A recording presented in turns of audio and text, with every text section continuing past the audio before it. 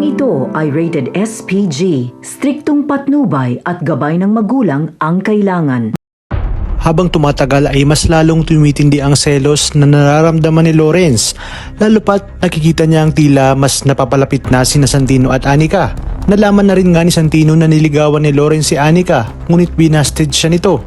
Sa kabilang banda, tuloy pa rin ang pagkikipagpatintero ni Tanggol, Bubbles at Mokang laban kina Ramon sa 10 ng kanyang mga tauhan. Hanggang sinabi nga ni Mokang na umalis na si Tanggol at Bubbles dahil siya lang umano ang kailangan ni Alberto. At sigurado siyang pag nabawi na siya nito ay hindi na sila guguluhin, na siya namang sinang-ayunan ni Bubbles. Ngunit iginit ni Tanggol na hindi siya makakapayag at kung ayaw umanong sumama ni Bubbles ay umalis na ito dahil handa umano siyang makipaglaban kay Alberto at itaya ang kanyang buhay para lamang kay Mokang. Di kalaunan ay wala nang nagawa si Bubbles kundi sundan si Tanggol. Ganun din nga si Mokang.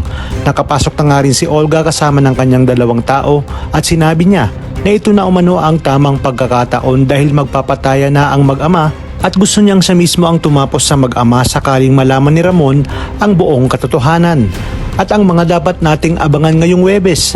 Dahil sa galing ng ating bida ay halos naubos na nga ni Tanggol ang mga tauhan ni Ramon at tanging ang natira na lamang ang mga taong kasama ni Ramon at Severino. Magkakaharap na nga sila mula sa malayo at sinabi ni Ramon na ibalik na ang kanyang asawa, ngunit matapang na sinagot ni Tanggol at sinabi na dadaan muna ito sa kanyang bangkay bago nito mabawi si Mokang.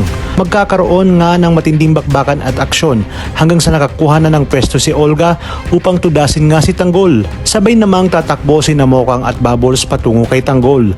Sa inyong palagay, sino kaya kina Mokang at Bubbles ang sasalag ng bala mula kay Olga?